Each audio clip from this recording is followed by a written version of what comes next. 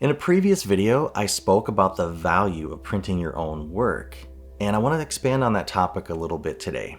You see, as photographers, when we hear the word print, we're automatically assuming someone speaks of an image on paper. And while that's all well and good, and it's definitely one of my favorite ways to make a print, there are so many materials and substrates available to us that we can not only expand what it means to say print, but also expand our ability to create custom fine art pieces for our clientele or for ourselves. For example, I love printing my fine art black and white images on metal. The way that those images look on metal give it both a modern and classic feel, and it's somewhat similar to like a tintype. And I just really dig that. And so for today's video, I wanted to do something a little different and take you all behind the scenes as I go through the process of creating a custom fine art piece for our newly renovated kitchen. You see, we purchased this old farmhouse back in 2012 and have been slowly renovating the home ever since. When we finished the kitchen in 2018, we never decided on what we wanted to hang on this large gray wall next to our dining table. That is until one day, as I was sitting in our living room admiring a smaller piece that I had created for an art fair.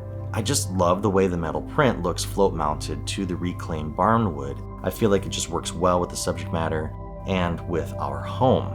In fact, years ago, I had posted an image of that art piece online, and a client saw it and was really intrigued by it and commissioned me to create for him a much larger piece of a similar style using a different image. And so I thought, why don't we just do that for us? I have so many cool pictures of barns and farms and fields that printed in black and white on metal, contrasted against the warmth of some wood, would really set off that wall. And so I selected some images and then I created a quick little mock-up in Affinity Photo just so I can get my sizing correct. I wanted to make sure everything was gonna flow and balance well. And once that was all said and done, I sent the images off to Bay Photo Lab to be printed on metal. And then it was just a matter of going through all of our piles of reclaimed barn wood, finding the perfect boards that would work well for this custom piece. I'm looking to select the best boards here. My goal for this project is to create a piece that has character and warmth, and I don't want too many splits or knots. This wood is old and dry and somewhat brittle, so I need to make sure it won't split or fall apart once I nail it to the wall. Ideally, I'm looking for interesting staining patterns, finding little knots with character, and relative straightness. With my selections complete, it's time to cut the boards to length. Now, I already know the measurements based on the mock-up I had previously created in Affinity Photo. And you know what they say, an ounce of prevention is worth a pound of cure. Or is it measure twice, cut once? Regardless, having a plan makes it easy to get your projects moving forward. I just wish I would apply this to my YouTube videos. You see, I was actually already in the process of working on this art project when my son Elijah asked me, "Hey Dad, are you gonna make a YouTube video about this?" To which I said, "Great idea, I'll get my camera." Admittedly, I could have done a better job on the camera work. Here I'm using a fabulous old 7¼ inch Ryobi sliding miter saw that I picked up at Home Depot for like $60 on sale one day. It's been a decent little saw, but has since been replaced by a cordless Milwaukee 10-inch sliding miter saw. Now, when you work with enough tools on a home project such as ours, especially on a home as old as ours, eventually you will want to go cordless for everything.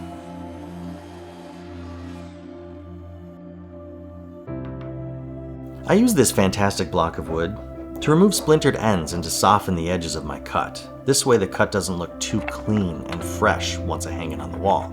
Remember, my goal here is to create a handmade looking artifact with character, so it doesn't need to be perfect. I just don't want any splinters hanging off the edges, as they'll inevitably find their way into my fingers anyway. Once the cuts are made and the boards are wiped down, the fun begins. Oh yeah, it's oil time, baby.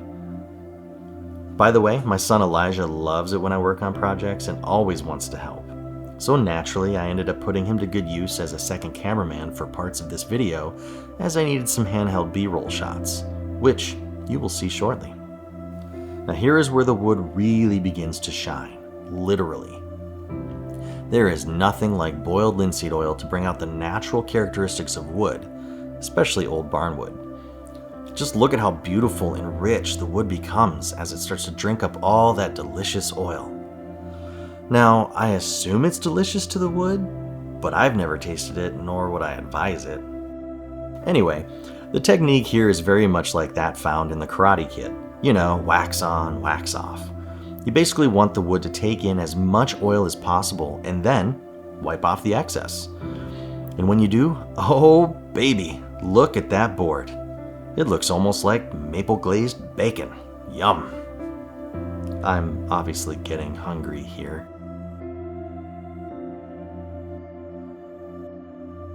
But just look at how iridescent the wood becomes. This is exactly what I was after, as it will really help tie in with the metal prints I've selected for this piece. Once the boards are oiled, I stand them upright to allow excess oil to weep and drain, wiping on and off until the weeping stops.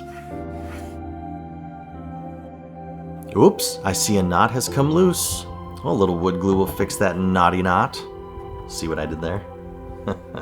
Yeah, I know. Speaking of wood glue, this little chunk of wood decided it didn't want to be a part of my art piece. Well, little buddy, you don't have a choice. So it's glue for you.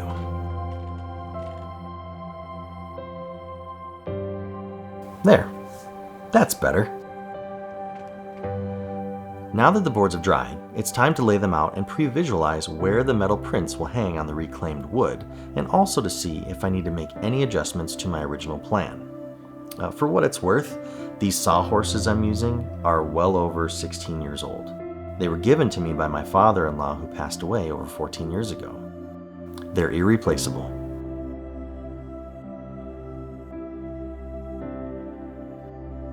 Now, as I measure and determine what the outside dimensions will look like once the center 20 by 30 metal print is mounted, I realize that I need to cut down the top and bottom boards to help visually center everything. So it's off to my handy dandy portable table saw for some ripping action.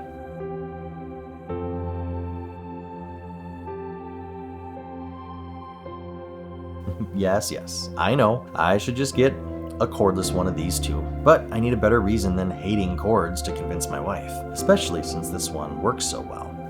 And here is where you begin to see my son's fabulous handheld cinematography, all shot on an iPhone 11 Pro.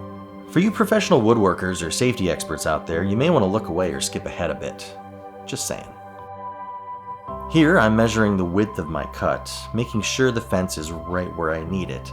I'm cutting just about 3 inches off of each board for the top and bottom of the final piece. Now, why did I recommend folks skip ahead? Well, as you can see, I have my blade set quite a bit higher than is necessary for the thickness of the wood I'm cutting, and I've also removed the blade guard. But this was all done for no other reason than making the shots look as cool as possible, which in hindsight wasn't really worth it. The shots aren't that great. But hey, at least I used the supplied push stick. Gotta protect those fingertips. With the boards trimmed down to size, I placed them on the sawhorses to make sure all is correct. And now it's finally time to nail these babies to the wall. Here's that boring gray wall with a nice little white pin strategically placed where our art piece will hang. I measured for center, marked it, and pushed the pin in so I wouldn't lose where my mark was when I began prepping the boards earlier. Above my pin, I run a level line to represent the very top of my art piece. Then, using the pin as my guide, I measure and measure again. Then do some math on my calculator app because I can't do math in my head. Just fully trusting the robot that I keep in my pocket. I measure again, using that wonderful white pin as my guide, of course, and mark the outermost edges of where the boards will, hopefully, land. Of course, I always fumble with the tape measure.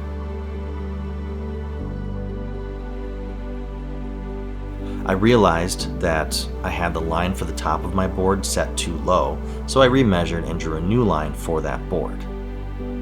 Boy, fingers crossed I actually get this right. Running my level vertically, or plumb as the pros would say, I mark a vertical intersecting line which will help me when centering and installing this first board. Now this is critical. To get the first board centered, I did some amazing math on my Pocket Robot, because I had already forgotten what the wise Pocket Robot had told me from before. With this renewed information fresh in my brain, I quickly marked that measurement on the face of the board and also on its edge. Keep watching, this comes in handy.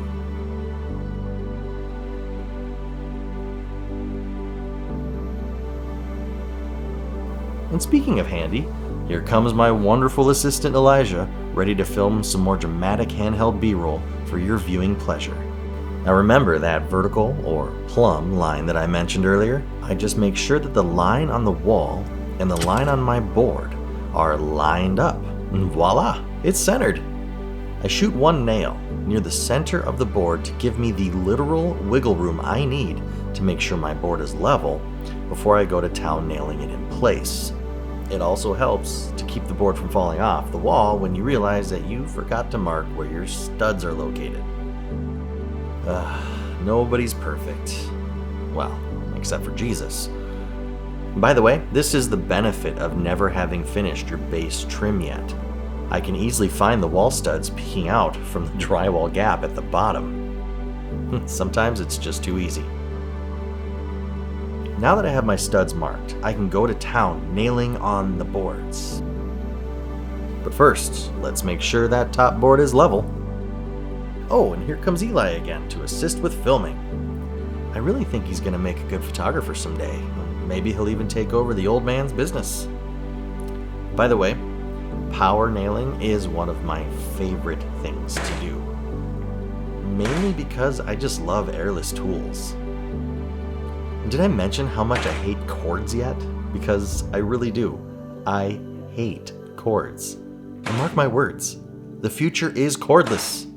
Now, originally, I had contemplated gluing the boards together into one larger piece and then hanging that on the wall, similar to the smaller piece I had mentioned at the start of this video. And this approach is much faster and simpler and does far less damage to the wall. Ah yes, it's finally time to hang the prints. Now, as I mentioned earlier, I chose to have my metal prints done at Bay Photo Lab since I not only love the quality of the prints and their turnaround time, but their customer service is great, and I really love the way they package your work for shipping. Metal prints can bend if not packaged properly, and I think they do a great job. For these images, I went with the sheer glossy surface because I wanted to give the prints a classic yet modern vibe. With the sheer gloss, anything white in the image will become translucent when printed, which allows the metal to show through the print. And for me, it evokes a feeling of a somewhat older image, almost like a tintype. Also, I love the hanging options available for their metal prints. I chose the silver inset frame and French cleat hanging system for this project. The silver inset frame will help the metal print stand off the wall about an inch, creating a floating look, allowing me to adjust and swap out the prints whenever I want.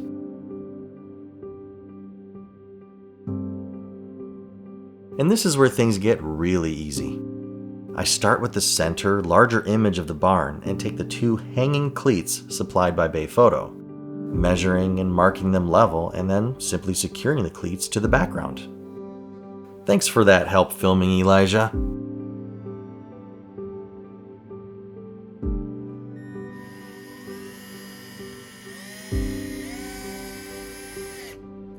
I wanted to make sure I had a little more meat to the wood reveal at the bottom of this piece, so I made sure to hang the center cleats just a little higher. Now, there's no exact science here, I just went with what I felt looked good. When hanging the two side prints, I need to make sure they line up as close to perfect as possible. To do that, I first carefully place the print face down on the plastic wrapping it comes in, making sure nothing would scratch the surface. I then measure for the center of the inset frame and do my best to get both side prints hung symmetrically. Part of what I love most about printing and installing my own custom art pieces is the process. You see, there's art and science in the process, and it can be very therapeutic and peaceful, even when things get a little stressful. Because when you nail it, when what you envision becomes a reality that you can see and experience, there's nothing quite like that feeling. And that's similar to what I had expressed in my previous video about printing. Creating pieces fulfills me as an artist, as a photographer, whether I do it for myself or for a client. Being able to finish a project, there's just nothing like that. And so if you agree and you really want to create something new and different, please like and share this video and leave me a comment below. I do read all comments. But for now, just get on out there, create some work, create some artifacts that you can enjoy and share with the world. And until next time, God bless.